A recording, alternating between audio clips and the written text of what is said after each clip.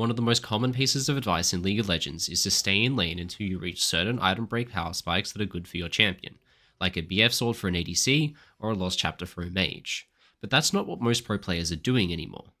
More often than not, pro players are starting to take recalls early into the game than what they used to, in order to buy cheap components instead of staying for these type of item power spikes.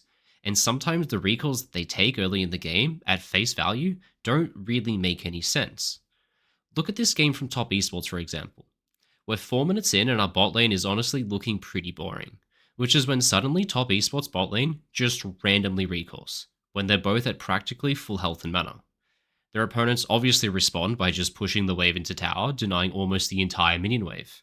So why did JackeyLove, one of the best players in the entire world, decide to just randomly recall, at full health, to base and buy a cull and a longsword, losing an entire wave in the process at literally level 3? Well, it's because of what comes next. You see, Ezreal is now forced to match the recall and buy his own items as well, since laying down an entire 800 gold worth of items would put him in a permanently losing position that he just wouldn't be able to get out of. Which means that just 20 seconds later, when JackeyLove arrives back to lane, his lane opponent are only now starting their recalls, which means that on the following minion wave, JackeyLove is completely uncontested since his opponent is in base, so he gets pushed, making the wave crash into the tower just 5 seconds before Dragon spawns. With the bot prio obtained by use of the early recall, our jungler Vi is able to start the dragon on spawn, taking it completely uncontested. This was a pre-planned play from Top Esports, where recalling was used to guarantee priority bot before the dragon spawns. But it wasn't just bot lane who did this. At exactly the same time that bot lane recalled, our mid laner Aurora as well based, forcing her lane opponent Azir to match the recall same as her, but just slightly later. Now, I know what you're thinking after seeing this. This is just one of those things that pro players do that make no sense for you to be doing in your own solo queue games. But my god, are you wrong if you think that. This is just one example of the many ways that earlier recalls can be used, and why they're so much more common now. This type of macro is actually one of the very few things that you can independently do yourself in solo queue to create favorable situations, and recent patches this season have also implemented some pretty interesting changes that makes these type of early recalls even more important for you to know about. Now quickly though, I want to let you know that I'll be running yet another class after the insane reception I got from my last one. Exactly 1 week from this video going up, on the 29th, I'll be hosting a class all about neutral objectives, their setup and the macro around them.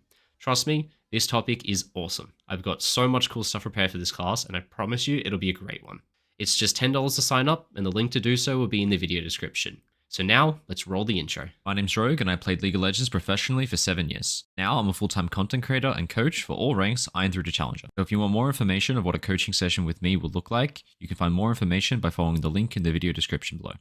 One of the most impactful recent changes is that you now get the Home Guards effect. That's the movement speed increase while running out of base on every recall you do in the laning phase, which makes it easier to make early recalls and get back to lane in time without losing anything. This Home Guard effect used to only be granted starting at 14 minutes.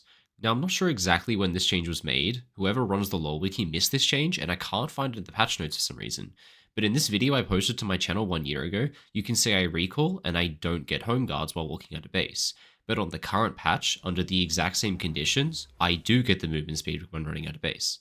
But this isn't the only change to make it easier to take early recalls for free. In the first patch of the year, minions were changed, which is something I made an entire video about in its own right. To summarize that video quickly though, in the early game, minions now deal about 25% increased damage to other minions, which means that when you've stacked up a giant minion wave, the increased damage that your minions deal will make it slightly quicker for you to kill off the final enemy wave before starting a recall, which just simply allows you to start your recall more quickly. Combined with the movement speed increase when running out of base, pro players have started to realize that the age-old advice of basing with a cannon wave behind you isn't exactly necessary anymore. Previously, the most common thing to do was to crash a wave of 6 minions into the tower, which you could kill quickly, but then base with a cannon wave walking out of base behind you, as it would take your opponent far too long to kill the cannon wave with its increased health, and you could get back to lane in time before they could push the wave into tower, giving you a free recall. In Season 15 though, this just isn't necessary. Faster time to begin recalls and increased movement speed out of base means you can just take recalls whenever you want, since your opponent won't be able to get the 6 minions into your tower to deny you that much. So with early recalls being possible practically every single minion wave now, pro players are obviously starting to make use of that. As we saw in the video intro, there are some really cool tricks to be done here. If your opponent matches the recall, then they get to lane after you, giving you time to push the wave for free.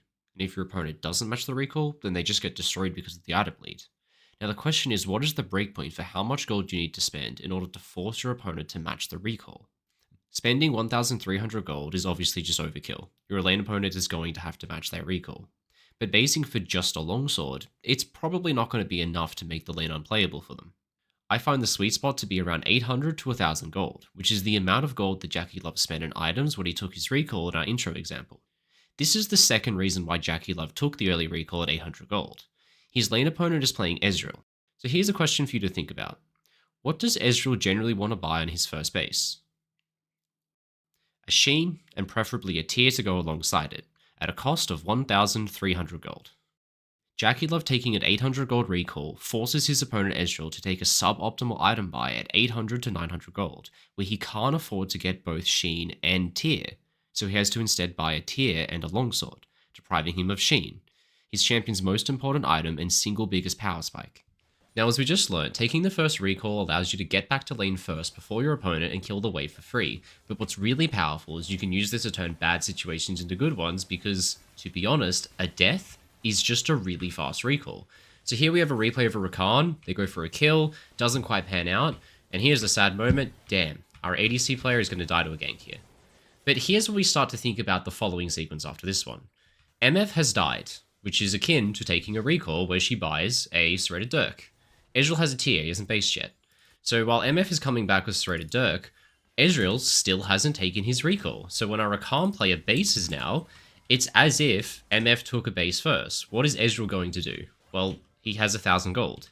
He must match that recall. So our Rakan player doesn't have to go bot lane. If Ezreal is not in lane, why do we have to babysit our ADC when our ADC is all by himself?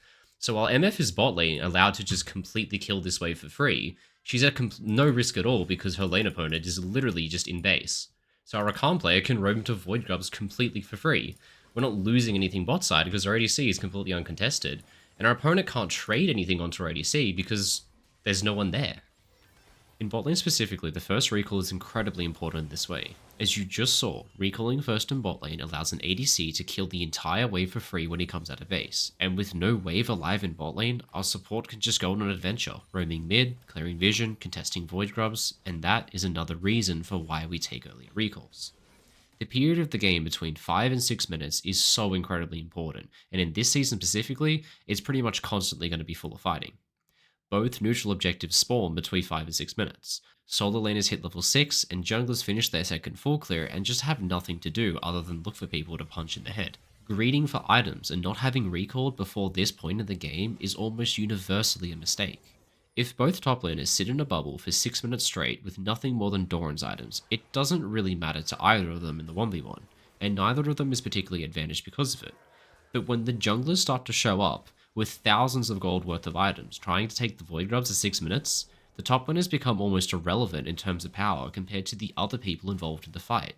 So obviously, in the lead up to Dragon and the lead up to Void Grubs, it becomes pretty important to base and buy items, because everyone else in the game will, and you're just going to be left behind. To bring together everything that we've learned, I want to show you one of my favorite clips. I have locked this one away in my coaching folder, and for months I've been dying to use it in a video. We're just 5 minutes in, and our hero Twisted Fate hasn't recalled yet, so he kills the mid wave, recalls, and TPs back, in order to ensure he has guaranteed prior for the following wave, the 530 wave, which gives him level 6. His lane opponent decides not to match the recall, so with the item lead he has, TF can take push. The Void Grubs aren't spawning yet though, we're in no rush here, so instead he'll stack this wave with the next one and crash the two waves into the tower together. The waves crash into the tower at 6:15, allowing his jungler to freely start the Void Grubs with mid-prio, but also setting himself up 1 minute in advance for a roam to top lane and a dive onto the enemy top laner. TF used almost everything that we learned in this video to make this play work.